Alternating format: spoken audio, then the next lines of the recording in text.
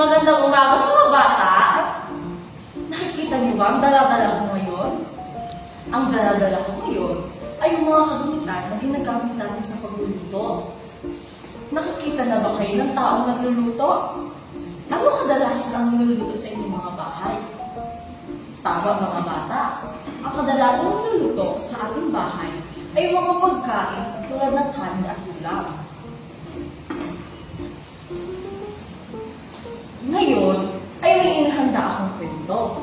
Ngunit bago tayo magsimula, ay ano nga ang dapat at di dapat natin gawin kapag tayo nagkukwento? Ang dapat at di dapat natin gawin kapag ako ay nagkukwento, ay dapat nakikinig kayo sa akin. At dapat hindi kayo nakikipag-usap sa inyong katabi. At dahil handa na kayo, ay sisimulan ko na ang ating pagkukwento. Noong isang araw, ay tinulungan ko si nanay na maghanda ng aming pananghalian. Pinahanda niya sa akin ang kaldero na may lamang bigas at kanin, at sinindihan niya ang kalan.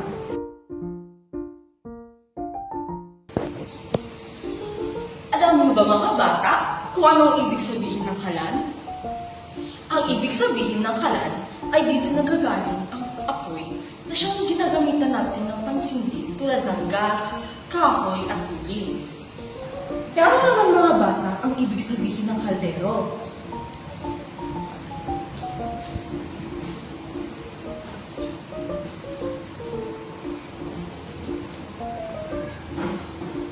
Ang ibig sabihin ng kaldero ay katulad nito. At kadalasan dito natin niluluto ang kanin.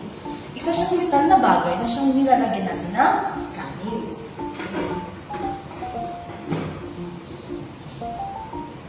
Pagkatapos yung ilagay ang kaldero sa kalan, ay kumuha si nanay ng isa pang lutuan upang igisa ang bawang at sibuyas gamit ang siyansi. Ang ibig sabihin ng siyansi ay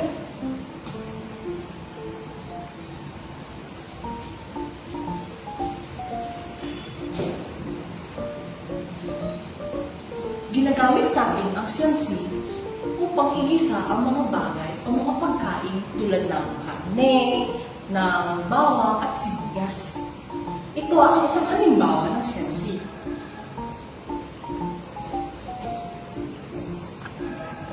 May hula ba kayo mga bata kung ano ang lulutuin ni nanay?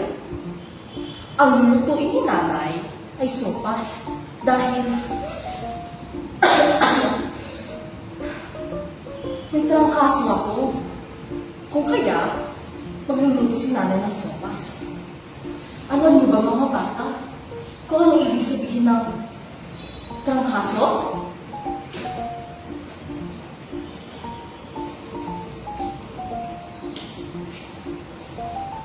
Ang ibig sabihin ng trangkaso ay lagnat. Pagkatapos maluto ng kanin at sopas, ay dali-dali ako kumuha ng plato upang makakain namin. At pagkatapos kong kumain, parang may magic na nangyari. Biglang gumana ang aking pakiramdam.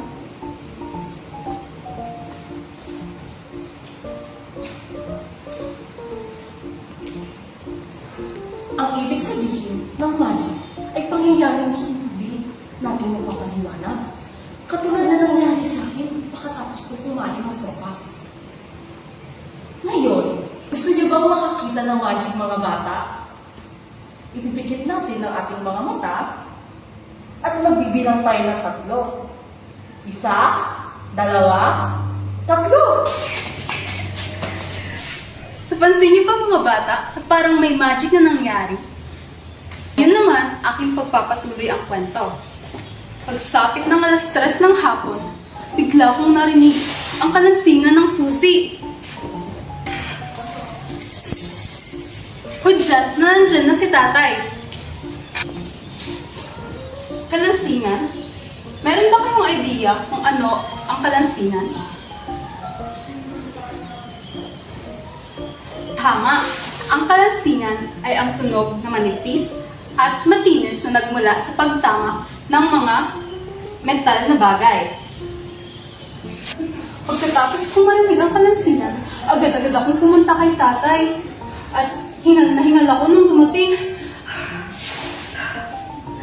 Hingal na hingal? Alam niyo ba kung ano ang hingal na hingal?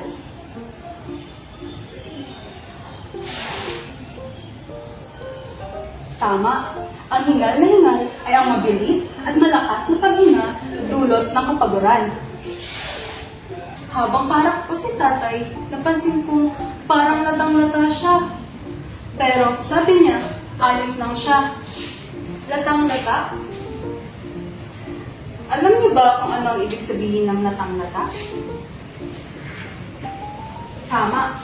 Ito ang sobrang kapaguran na nararamdaman ng isang tao. Makalipas ang ilang minuto, sinabi sa akin ni tatay na, maghanda kayo, tayo ay aalis at pupunta ng parke. Rinig sa buong bahay ang kalatugan dahil sa pagmamadali. Tunog dito at tunog doon. Biglang sumigla ang loob ng aming bahay.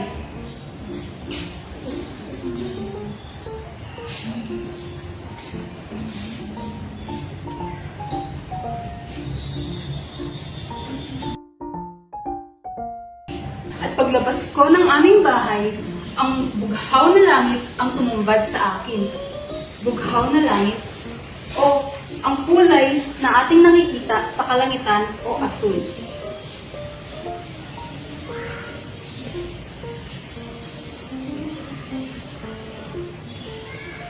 At kasabay ng bughaw na langit ay ang pagtunog ng mga naghuhuning ibon sa kapaligiran. Tweet, tweet, tweet. Naghuhuning mga ibon.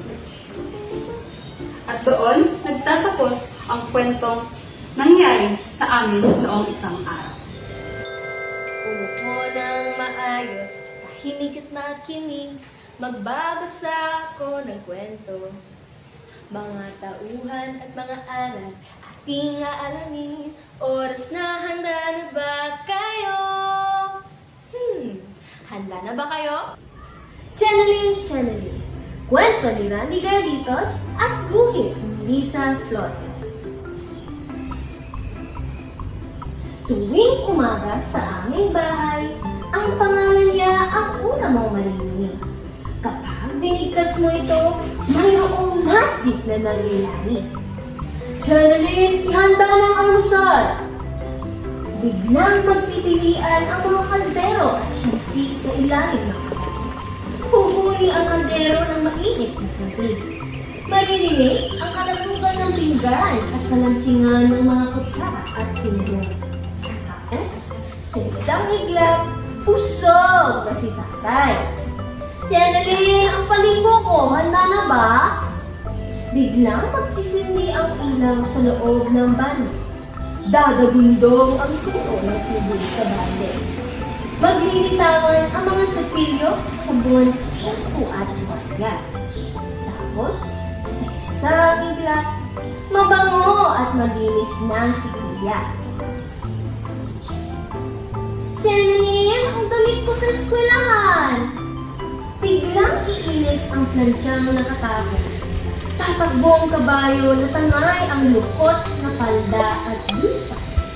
Tapos, sa isang iglap, unat ang lahat ng damit ni Ate. Channeling, ang bahay dapat malinis na. Biglang magsisibangon ang basahan at sabon. Magsasayawan ang mga bunot at balis. Tapos, biglang makintab at mabango ang buong bahay. Channeling, laro na tayo.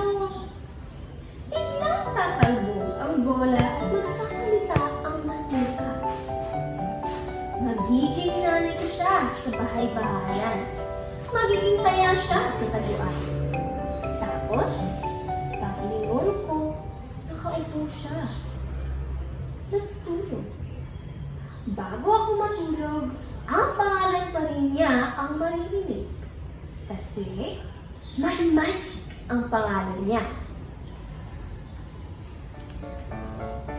Channeling, ang kape ko, akin na. sabi ni tatay. Biglang maghahalo ang kape, asukal at umiusok na tubig. Janeline, ang sapatos ko, relo ko, nasaan na? Tanong ni kuya. Magsisilabas ang mga sapatos at relo mula sa kung saan. Janeline, ang isusuot ko, ihanda mo na, tili ni ate. Magrarampahan naman ang mga pantalon, palda, blusa at medyas. Janeline, ang pinagkainan, hugasan mo na, utos ni nanay. Magsisiligo na ang mga plato, platito, kutsara at tindor. Basta tawagin mo ang pangalan niya, mayroon nang iniinom si tatay sa kwarto. Nakita na ang nawawalang gamit ni kuya.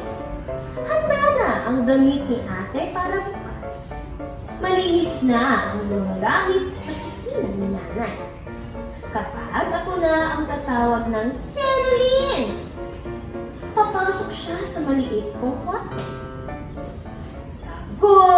Pagod, pawis na pawis, hingal na hingal, tatang-lata.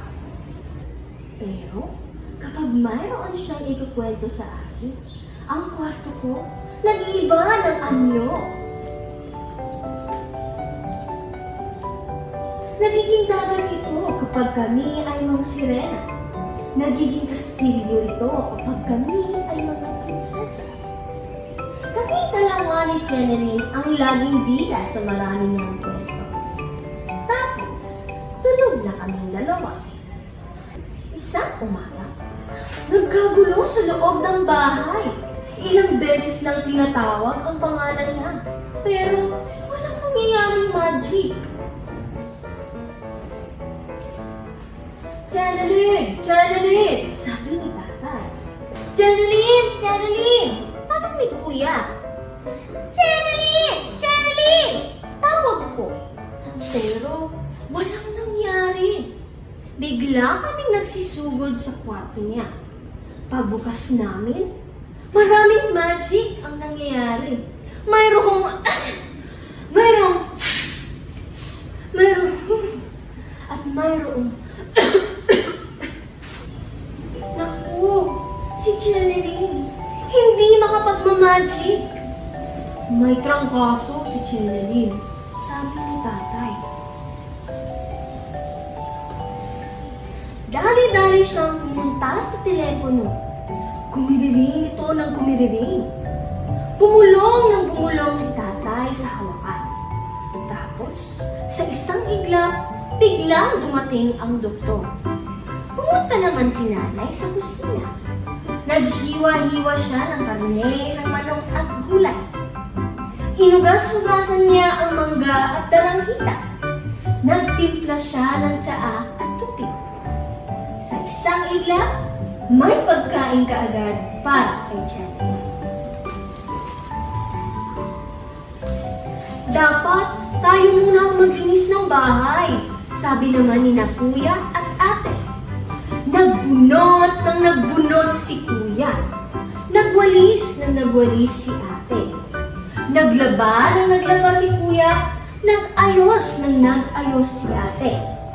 Tapos, sa isang iglap, biglang natutong maglinis ng bahay sina ate at kuya.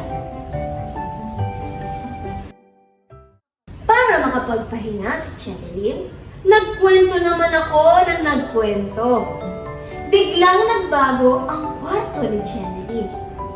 Naging bughaw na langit ito nang maging piloto kami. Naging entablado ito nang naging bananayan kami. Tapos, sa isang iglap, nakatulog si Janeline. Mula noon, iba na ang maririnig sa loob ng aming bahay tuwing umaga.